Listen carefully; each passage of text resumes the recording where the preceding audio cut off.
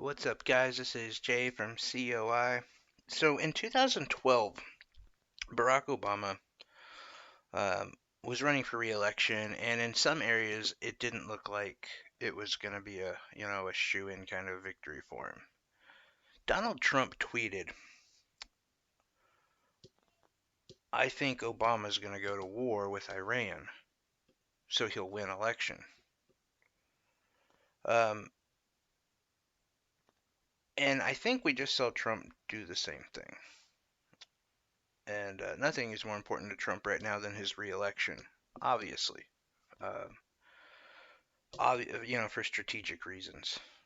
He could definitely be doing a lot of jail time if he doesn't win re-election.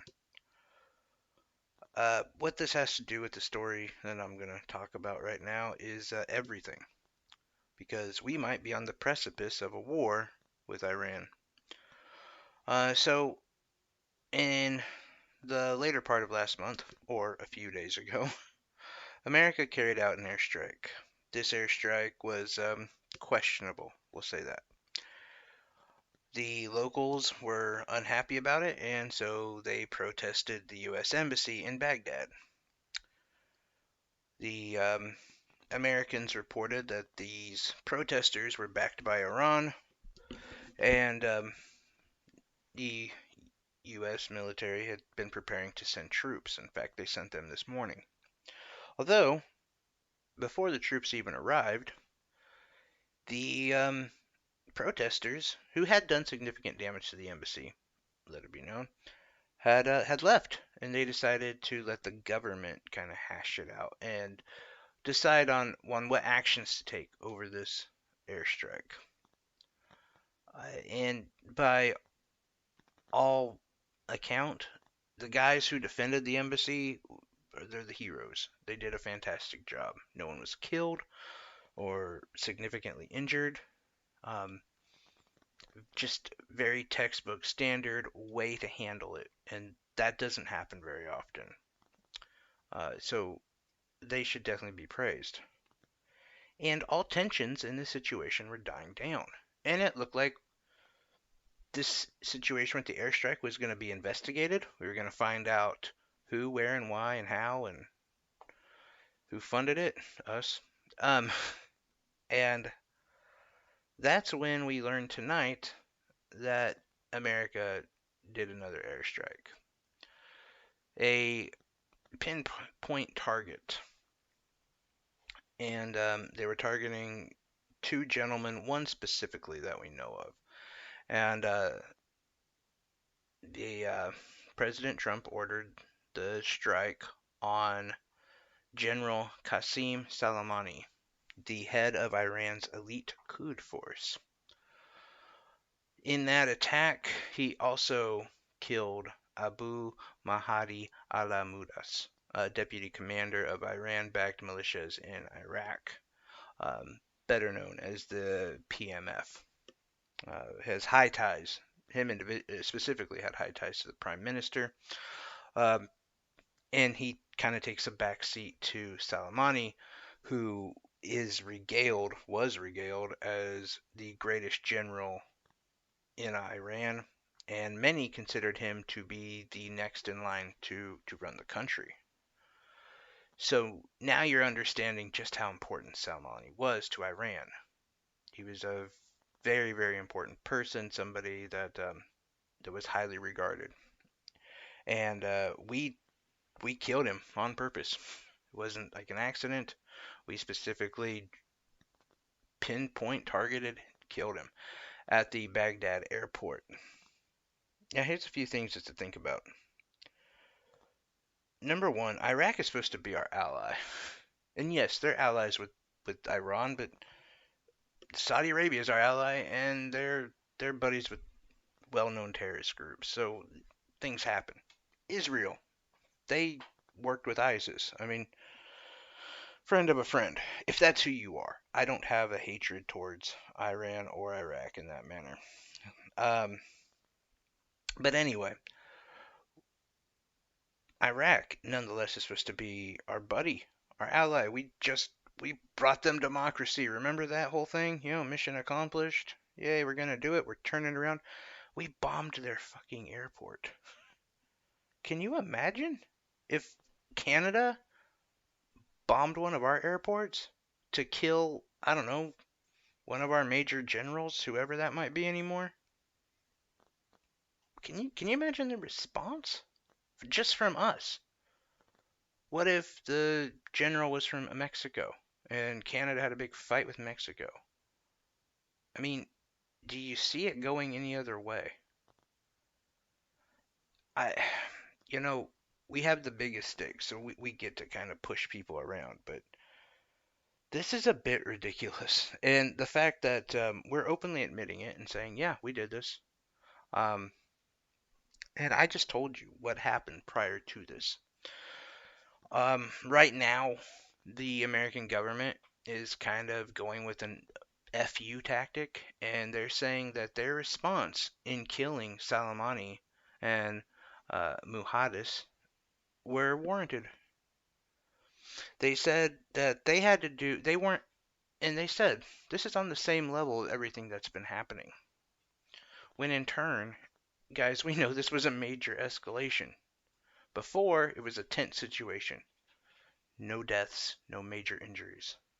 Then we just killed two prominent people. Just drone strike the shit out of them. And you're going to tell me that wasn't escalation?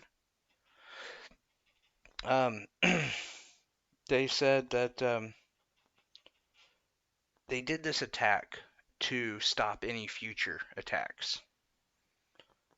As of tonight, though, Homeland Security and our troops in the region have been told to be on the alert for retaliation. And yes, I just said that. If you're thinking, wait, what?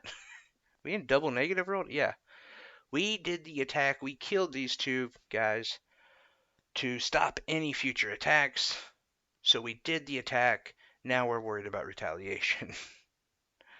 Yeah, it seems a little dumb, right? Doesn't make sense. It's seeming real Iraq situation right now, real 2002 Iraq, you know.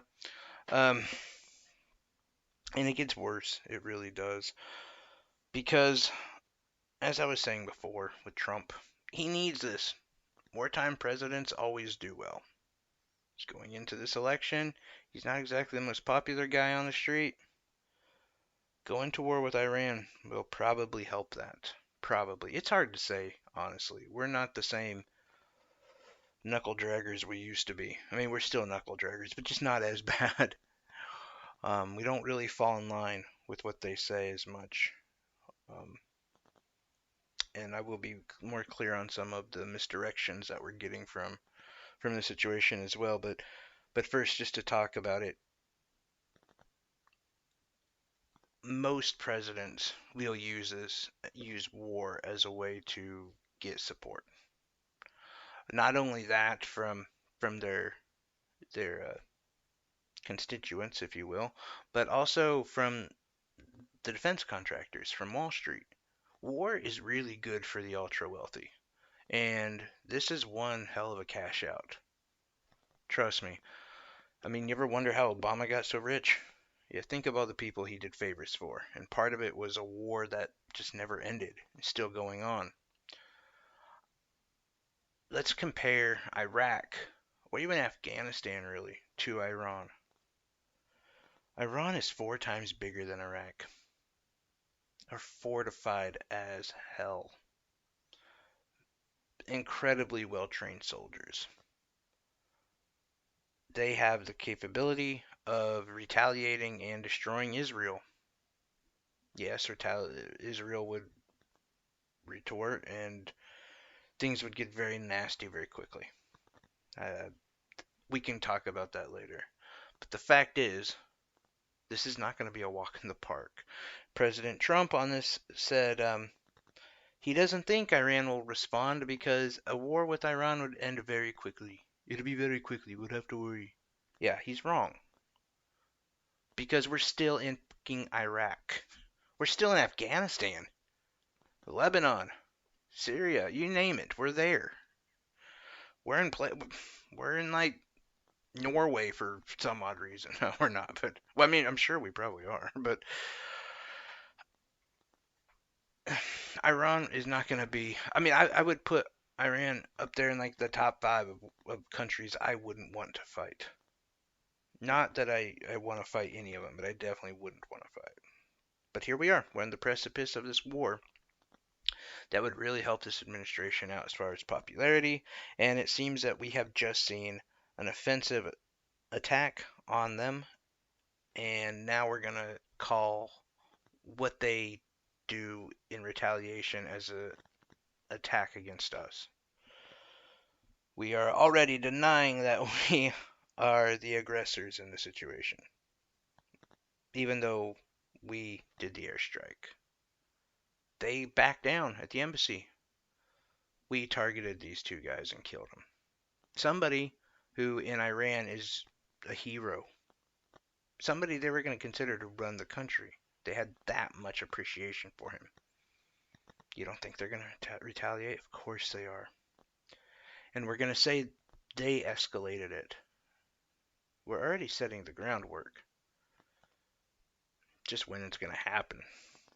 So, anyway, guys, I really hope that I'm wrong. I hope that this is nothing. And I'm just, blowing it out of proportion. But I would love to hear your thoughts on this. Especially any of you guys who know a lot about this region. I do as much research as I can, and I know some of the major players, but yeah, any conversation we can have about this or any information would be just amazing. Anyway, thanks a lot, guys. You have a great evening.